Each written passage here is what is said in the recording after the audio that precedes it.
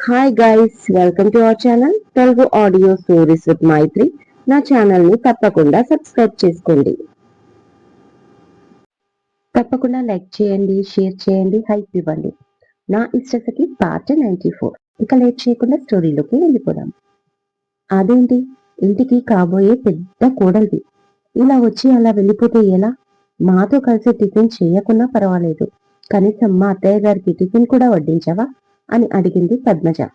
వసుంధరాదేవిని తీసుకొచ్చి dining table దగ్గర కూర్చోబెడుతూ. పర్వాలేదు పద్మ, తనని వెళ్ళనివ్వు, ఆఫీస్కి వెళ్ళాలేమో అని వసుంధరాదేవి అనగానే, అవునమ్మగారు, కొంచెం అర్జెంట్ గా వెళ్ళాలి, ఏమనుకోకండి అంటూ స్టైల్ గా వంగి వసుంధరాదేవి కాళ్ళని టచ్ చేసింది. చల్లగా ఉండు అనగానే బ్యాగ్ తీసుకొని భుజాన వేసుకుంటూ తిప్పుకుంటూ బయటికి వెళ్ళిపోయింది షీల. ఇదే ప్లేస్ లో ఈషిక ఉంటే ఎంత కేర్ తీసుకునేదో నా గురించి అని వసుంధరాదేవి ఒక నిమిషం అనుకోకుండా ఉండలేకపోయింది. అంతలోనే, వద్దు, ఆ పిల్ల ఆలోచన నాకు వద్దు అంటూ లేని గాంభీర్యం తెచ్చిపెట్టుకుంది ప్లేస్లో.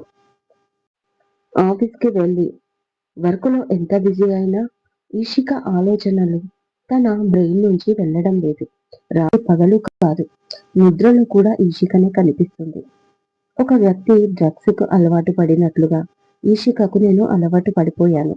మరి నేను తనని ఇంతలా మిస్ అవుతున్నప్పుడు తను నాకు ఎందుకు డైవర్స్ ఇచ్చి వెళ్ళిపోవాలి? నాకున్న ఫీలింగ్ తనకు లేదా? తన మాటలతో, తన చాతలల్లో ఆ ప్రేమ నాకు కనిపించేది. అదంతా అబద్ధమా? ఇంతేనా నువ్వు నన్ను ప్రేమించింది? దీన్నే ప్రేమ అంటారా అని కోపంగా మనసులోనే ప్రశ్నించుకున్నాడు దేవాంశ్. నాకున్న ఫీలింగ్ తనకు లేదా? మీ మాటలలో, మీ కళల్లో ఆ ప్రేమ నాకు కనిపించేది. అదంతా అబద్ధమా? ఇంతేనా మీరు నన్ను ప్రేమించింది? దీన్నే ప్రేమ అంటారా? మీరు బిజినెస్ ట్రిప్ కి వెళ్లే ముందు ఈ ప్రేమని నాకు తెలిపారా? ప్రేమకు నిర్వచనాన్ని కొత్తగా ఇచ్చారు మీరు. అది నాకు ఇప్పుడు మెల్లిగా అర్థమవుతుంది. మీ భాషలో ప్రేమ అంటే, అంటే ప్రేమించడం, మా అంటే మర్చిపోవడం, అంతే కదా అనుకుంటూ తనలో తానే ఏడ్చుకుంది ఈషిక. ఆఫీస్కి వచ్చి తన వర్క్ పై ఎంత మనసు పెట్టినా అసలు మనసులో లేదు. ఎంతసేపు ఏదో పోగొట్టుకున్నట్లుగా ఉంటుంది. నా గురించి కాదు, నా తమ్ముడి గురించి అని తన మనసుకి చెప్పుకున్నా తన వల్ల కావడం లేదు. ఇది వరకు ఎలా బ్రతికానో అర్థం కావట్లేదు అని తనలో తానే కుమిలిపోతూ ఉండగా, ఇషిక మేడం, మిమ్మల్ని బాస్ పిలుస్తున్నారు అని వచ్చి చెప్పాడు మేనేజర్. దాంతో కళ్ళు తుడుచుకొని క్యాబిన్లోకి వెళ్ళింది Ishika. May I come in sir అంటూ. ఎస్ ఇషిక, ప్లీజ్ కమిన్ అని తనకి సీట్ చూపించాడు పరమానందం. తన స్వింగ్ చైర్లో అటు ఇటు ఊగుతూ, చేతిలో పెన్ను పట్టుకొని తనని చూస్తూ. కానీ ఈషిక వెంటనే కూర్చోకుండా, చెప్పండి సార్, ఎందుకో పిలిచారు, ఏంటి విషయం అని అడిగింది. ఆఫీస్ విషయం కాదు ఇషిక, కొంచెం పర్సనల్, కాబట్టి రిలాక్స్ గా కూర్చోండి అనగానే, పర్సనల్ అంటే ఎవరి పర్సనల్? తన గురించా, నా గురించా? ఇప్పుడు ఏమి అడుగుతాడు నా గురించి? ఏదైనా తెలిసిందా ఏంటి? మళ్ళీ కొత్త జాబ్ వెతుక్కోవాలా? ఏంట్రా బాబు కర్మ అని మనసులో భయపడుతూనే, చెప్పండి సార్, పర్సనల్ విషయం ఏంటి అని అడిగింది ఈషిక. ఈసారి ఆమె గొంతులో కొంచెం కంగారు వినిపించింది. అరే, ఎందుకంత కంగారు పడుతున్నారు ఈషిక? అఫ్ కోర్స్ ఇలాంటి టైంలో కంగారు వస్తుందనుకోండి, బట్ నేను స్ట్రాంగ్ గా ఉన్నాను చూడండి. ఎంత స్ట్రాంగ్ గా ఉన్నా కూడా నాకు కూడా ఈ విషయం ఎలా చెప్పాలో తెలియట్లేదు, బట్ చెప్పాలి, ఆ టైం వచ్చేసింది అనగానే ఎక్కడో తేడా కొట్టేసింది. అయినా కూడా కొంచెం ధైర్యం చేసుకొని, దేని గురించి సార్ మీరు చెప్పేది? నాకు అర్థం కావట్లేదు అంటుంది ఈషిక. మన గురించి ఈషిక, మన పర్సనల్ విషయమే అంటే 2 సెకండ్లు ఆగి, మీరు నాకు బాగా నచ్చారు, నేను కూడా మీకు నచ్చానని అనుకుంటున్నాను. అయితే టుమారో సండే కదా, ఊరు నుంచి మా మమ్మీ వచ్చింది, నిన్ను చూడాలని అంటుంది. అంటే నీ గురించి చెప్పాను అన్నాడు అతను సిగ్గుపడుతూనే. అలా అనగానే, వాట్ ద హెల్ అని మనసులో అనుకుంటూ పైకి, సార్ ఏం మాట్లాడుతున్నారు? నేను మీకు నచ్చడం ఏంటి? కంగారులో ఏదో అడిగేసింది ఈషిక. అలా అనుకోకు ఈషిక. నువ్వు ఎలా ఉన్నా నేను నిన్ను యాక్సెప్ట్ చేస్తాను. బేసిక్‌గా నాకు కూడా మీలాంటి హోమ్లీ టైప్ గర్ల్ కావాలి అని అతని మాట పూర్తి కాకముందే, సార్ మీరు ఎక్కువ ఆలోచిస్తున్నారు. నాకు మీ గురించి అలాంటి ఒపీనియనే లేదు. అండ్ నేను మీకు నచ్చడం ఏంటి? అంటే నన్ను ఏదో మీకంటే తక్కువ చేసుకున్నట్లు కాదు. మీకు అర్థమవుతుందా? నేను చెప్పేదేంటంటే నాకు ఆలోచన లేదు. అండ్ ఆ ఆలోచన ఎప్పుడు రాదు కూడా. కాబట్టి మీరు నాకు బాస్‌గానే ఉండండి. ప్లీజ్ ఇక ఈ టాపిక్ వదిలేయండి. అంతే తప్ప మీరు ఏది ఎక్స్‌పెక్ట్ చేయకండి నా నుంచి. అండ్ నేను ఎక్కడికి రాను అని ఇషిక 2 చేతులతో దండం పెట్టి, మీ మమ్మీని కూడా కలవాల్సిన అవసరం లేదు సార్. ఇక నేను వెళ్ళనా? అడిగింది ఇషిక. నా మాట కంప్లీట్ కాలేదు మిస్ ఇషిక. బట్ మీరు వినాలి అనుకోవడం లేదు. ఓకే. ఇంకెప్పుడైనా కంప్లీట్ చేస్తాను. ఇక నువ్వు వెళ్ళొచ్చు అన్నాడు చాలా సీరియస్‌గా పరమానందం. అతని మాటకి ఒక క్షణం ఎందుకో భయమేసింది ఇషికాకి. అంతలోనే ఇందులో భయపడాల్సింది ఏముంది? నేనేమైనా తప్పు చేస్తున్నానా? ఇకపైన సరిగ్గా ఉంటాడా? సరే. లేదంటే ఈ జాబ్‌కి రిజైన్ చేసేస్తే సరిపోతుంది అనుకుంటూ అక్కడి నుంచి వెళ్ళిపోతుంది ఈషిక. మీటింగ్ కంప్లీట్ చేసుకున్న దేవాంష్ జ్యూస్ తాగుతూ రిలాక్స్ అవుతూ ఉండగా బుజ్జి వచ్చాడు తన క్యాబిన్‌కి. అన్నయ్య పిలిచారంట అని. ఏరా పిలిస్తే కానీ రావా? ప్రతిసారి నీకు కాల్ చేయాలా? ఆఫీస్‌కి ఎందుకు రావట్లేదు? అని అడిగాడు సీరియస్‌గా. లేదన్నయ్య ఈవినింగ్ మీటింగ్ ఉంది. అది చూసుకొని మిమ్మల్ని కలుద్దామని అనుకున్నాను. అంతలోపే మీరు కాల్ చేశారు. సరే చెప్పండి అన్నయ్య అని అడిగాడు బుజ్జి. కరిష్మా ఎక్కడికో వెళ్ళాలి అంట. అత్త వద్దని చెప్పిందంట. వెళ్ళనివ్వట్లేదు. నాకు తను రిక్వెస్ట్ పెట్టుకుంది. సో నువ్వు తనని తీసుకెళ్ళు. సేఫ్‌గా తీసుకెళ్ళి మళ్ళీ తీసుకొచ్చే బాధ్యత నీది. అనగానే రాక్షసి మళ్ళీ ఏం ఫిట్టింగ్ పెట్టిందో. ఏదో చిన్న హెల్ప్ అడిగానని లోకువైపోయాను. అందుకే పూర్తిగా నన్ను ఉపయోగించుకుంటుంది అని మనసులో అనుకుంటూ, ఓకే అన్నయ్య ఇంకేదైనా? అడిగాడు. ఏమీ లేదు కానీ అంటూ ఉండగా సుల్తాన్ నుంచి కాల్ వచ్చింది దేవాంష్‌కి. అది చూస్తూనే అప్పుడప్పుడు తమరు టచ్‌లో ఉండండి. ప్రతిసారి నేనే కాల్ చేయాలంటే కుదరదు కదా! అని దేవాంష్ సీరియస్‌గా అనేసరికి, లేదన్నయ్య ఏదో ఆ మధ్య నా మూడ్ సరిగ్గా లేక బట్ ఇప్పుడు ఐయామ్ పర్ఫెక్ట్‌లీ ఆల్ రైట్. ఇక పైన అవైలబుల్‌లోనే ఉంటాను అని బుజ్జి అనగానే దేవాంష్ కాల్ లిఫ్ట్ చేసి జస్ట్ 1 మినిట్ సుల్తాన్ అన్నాడు. అంతే బుజ్జి కళ్ళు మెరిశాయి. ఇక హ్యాపీగా దేవాంష్‌ని చూస్తూ ఉండిపోయాడు. ఇంకెందుకు వెయిట్ చేస్తున్నావు? యూ కెన్ గో నౌ అని సీరియస్‌గా ఫోన్ చేతిలోకి తీసుకున్నాడు దేవాంష్. దేవాంష్ అలా అనగానే ఓకే అన్నయ్య వెళ్తున్నా అని 4 అడుగులు ముందుకు వేసి వెనక్కి తిరిగి అన్నయ్య నేను హ్యాపీగా ఇక్కడి నుంచి వెళ్తున్నాను. ఇక మీరు కూడా అంతే హ్యాపీగా ఉండాలని కోరుకుంటున్నాను అన్నయ్య. I love you so much అన్నయ్య అంటూ అక్కడి నుంచి వెళ్ళిపోయాడు బుజ్జి. కొన్ని సెకండ్లు అలాగే బుజ్జిని చూస్తూ ఉన్న దేవాంష్ ఇక చిన్నగా ఒక స్మైల్ చేసుకుంటూ చెప్పు సుల్తాన్ అంటూ అటువైపు నుంచి ఏం విన్నాడో తెలియదు. ఆహా అంతవరకు వచ్చిందా? మరి మనం కూడా మనకున్న టాలెంట్‌ని చూపించాలి కదా సుల్తాన్ అన్నాడు. అవును బాస్ చూపించాలి. మరి నన్ను వేయమంటారా స్కెచ్? అడిగాడు సుల్తాన్. హా! వెయ్యాలి. ఎలా వెయ్యాలి అంటే అందులోంచి అసలు ప్రాబ్లమ్ అంటే ఇలా ఉంటాయా అన్నట్లుగా ఉండాలి. నిజమైన బాధ కలిగితే ఆగమన్న కన్నీళ్లు ఆగవు కదా! అది ఎక్స్‌పీరియన్స్ అవ్వాలి. కానీ ఏడుస్తున్నప్పుడు ఎదుటి వాళ్ళకి కూడా చెప్పుకోకూడదు. బై ఛాన్స్ ఎవరికైనా చెప్పుకోవడానికి కూడా సిగ్గుపడేలాగా ఉండాలి. కొన్ని రోజులు వాళ్ళ ప్రాబ్లమ్ గురించి తప్ప ఇంకొకరి గురించి పట్టించుకోకుండా ఉండిపోవాలి. అంతలా మానసికంగా నలిగిపోయి లాక్ అయిపోవాలి. నీకు అర్థమవుతుందనే అనుకుంటున్నాను సుల్తాన్ అని దేవాంష్ అనగానే ఓకే బాస్ నాకు అంతా అర్థమైంది. మీరు కోరుకున్నదంతా జరుగుతుంటే అప్పుడు కాల్ చేస్తాను మీకు అని చాలా కాన్ఫిడెంట్ గా చెప్పి కాల్ కట్ చేశాడు సుల్తాన్.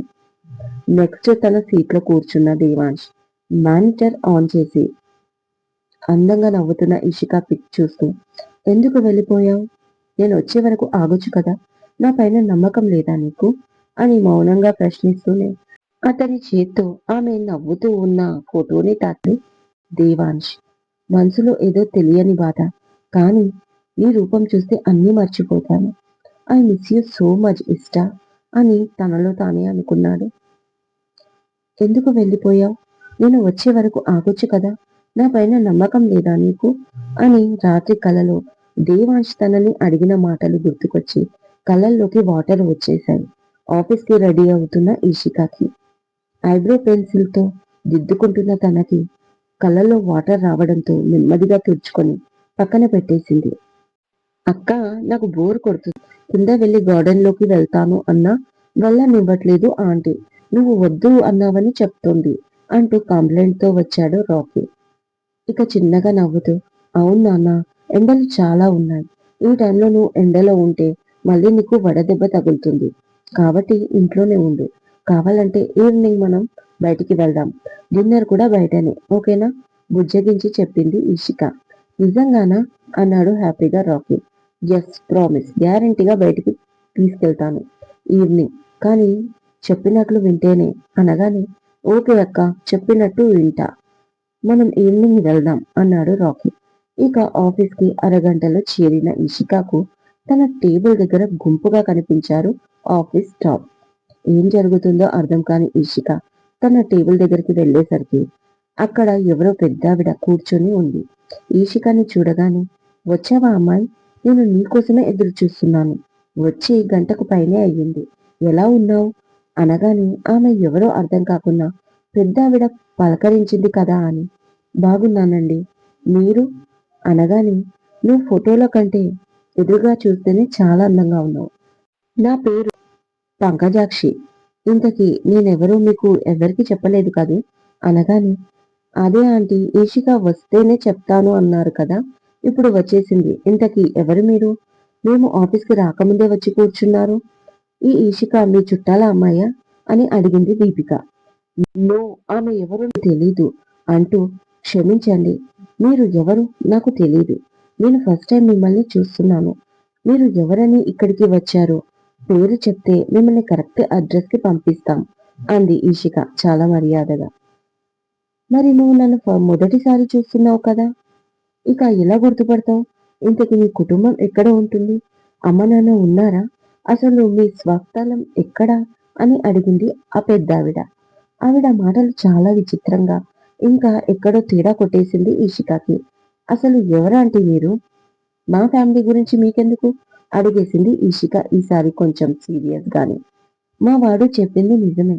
నువ్వు ముక్కుసూటి మనిషివి, కానీ అదే మాకు నచ్చింది అని 2 సెకండ్లకి మీ బాస్ పరమానందం లేడు అనగానే, లేడు, ఇంకా రాలేదు మా బాస్ గాడు అని దీపిక అనింది. ఏం మాట్లాడుతున్నావు? బాస్ గాడా? నేనెవరో తెలుసా?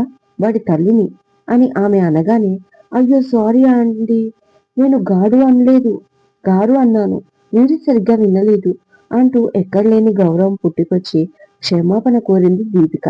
ఆమెతో పాటు అందరూ వంగి వంగి ఆమె కాళ్లకు నమస్కారం పెడుతున్నారు. ఈషికాకు మాత్రం చాలా చిరాకుగా అనిపించింది.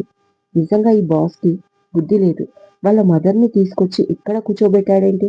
ఇక లాభం లేదు, నేను ఈ జాబ్ వదిలేయాల్సిందే అని డిసైడ్ అయిపోయింది ఈషిక. ఏంటి, అన్నయ్యకి కాల్ చేసావంట? ఎక్కడికి వెళ్ళాలి? సీరియస్ గా అడిగాడు ఫోన్ చేసి బుజ్జి కరిష్మాకి. అక్కని చూడాలనిపిస్తుంది. నేను ఒంటరిగా వెళ్తాను అంటే బావ వద్దు అన్నాడు. నీకు చెప్పాడా పెద్ద బావ నన్ను తీసుకెళ్ళమని? నాకైతే సంబంధం లేదు. నన్ను ఒక్క మాట అన్నా అసలు ఊరుకోను. మళ్ళీ బావకి కాల్ చేస్తాను అని వెంటనే వార్నింగ్ ఇచ్చింది కరిష్మా. నీకు అసలు బుద్ధి లేదు. ఏదో చిన్న హెల్ప్ అడిగాను వదినకు జాబ్ ఇప్పించమని, దానికే నా నెత్తిన కూర్చుంటానంటే ఊరుకోను. ఇప్పుడు వైజాగ్ అంటే ఇషిక బాబి దగ్గరికి అని అన్నయ్యకి చెప్పాలా నేను కూడా అని అడిగాడు.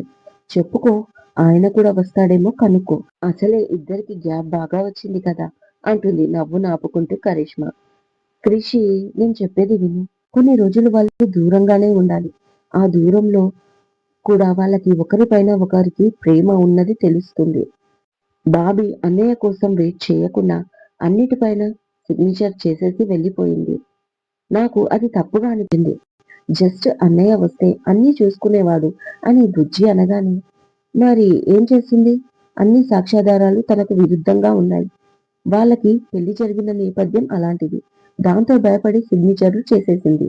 మరి బావ కూడా రాగానే వెళ్ళి ఇషిక అక్కని కలిశాడా? లేదు కదా. ఆయనకి మాత్రం ఆమె మీద బాధ్యత లేదా అక్కంటే అని కోపంగా అడిగింది కరిష్మా. అలా మాట్లాడకు. అన్నయ్య గురించి అసలు నీకేం తెలుసని? ఆయన సిచ్యువేషన్ ఏంటో నేను చూశాను కళ్ళతోటి. అలా ఫ్లైట్ దిగాడో లేదో నానమ్మ హాస్పిటల్లో ఉందని తెలిసింది. ఇక టెన్షన్ గా అక్కడికి వెళ్ళేసరికి కార్డియాటిస్ట్ ని కలిశాడు అన్నయ్య. ఆమె కండిషన్ ఎలా ఉంది అని. కొంచెం సీరియస్ గానే ఉంది. మైల్డ్ గా అటాక్ కూడా వచ్చింది అన్నాడు. దానికి తోడు మరొక టెస్టులో ఆమె గుండె కొన్నిసార్లు ఎక్కువగా, కొన్నిసార్లు తక్కువగా కొట్టుకుంటుందని, ప్రస్తుతం ఆమె ట్రీట్మెంట్ కంటిన్యూ చేస్తూ ఏమాత్రం స్టెబుల్ గా ఉన్నా వెంటనే హార్ట్ కి పేస్ మేకర్ అమర్చాలి అని చెప్పాడు. ఇక ఎలా ఉంటుంది సిచ్యువేషన్ ఒకసారి ఊహించుకో. నెక్స్ట్ అన్నయ్య నానమ్మని కలిస్తే ఆమె ఏమడిగిందో తెలుసా? అంత బాధలోను కన్నా నువ్వు ఇషికని బలవంతంగా పెళ్లి చేసుకున్నావా అని. దానికి అన్నయ్య ఏం చెప్పాలో తెలియక ఇప్పుడు ఆ టాపిక్ ఎందుకు నానమ్మా అని అడిగాడు. అన్నయ్య చెయ్యి వెంటనే తన తలపై పెట్టుకొని ఇంకొక మాటకి తావివ్వకుండా నిజం చెప్పమంటూ ఒత్తిడి చేసింది.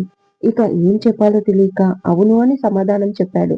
ఆ సిచ్యువేషన్ లో బలవంతంగానే చేసుకున్నాడు కాబట్టి నిజమే చెప్పాడు. తర్వాత ఆమెను ప్రేమించాడు. అలాగే ఆమె కూడా అన్నయ్యని ఇష్టపడింది. కానీ ఆ విషయం నానమ్మ వినే పరిస్థితుల్లో లేదు. నా కోసం నీ లైఫ్ తో ఆడుకుంటావా? నీ పెళ్లి ఆగిపోతే నాకు చెప్పాలి కదా. అప్పటికప్పుడు వేరే అమ్మాయిని తీసుకొచ్చి మరి పెళ్లి చేసుకోవాల్సిన అవసరం ఏముంది? ఏ మీ నానమ్మ నిన్ను అంత అర్థం చేసుకోలేదా? అంత నమ్మకం లేదా నా పైన? చ ఇంతకంటే చచ్చేది మేలు అని ఏడ్చింది. దాంతో అప్పుడు ఏం జరిగింది?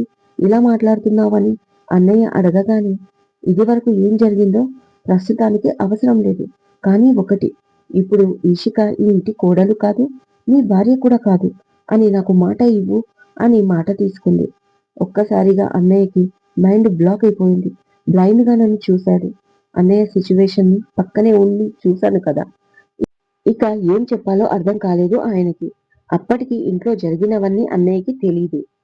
చెప్పే టైం ఎక్కడ దొరికిందని అడిగాడు బుజ్జి కరిష్మాని. ఇదండి ఇవాళటి ఎపిసోడ్. ఈ ఎపిసోడ్ మీకు నచ్చినట్టు అయితే నాకు కామెంట్ లో చెప్పండి. అలాగే లైక్ చేయండి, షేర్ చేయండి, హైప్ ఇవ్వండి, సబ్స్క్రైబ్ చేసుకోండి నా ఛానల్ ని. మరొక మంచి ఎపిసోడ్ తో మీ ముందు ఉంటాను. మైత్రి.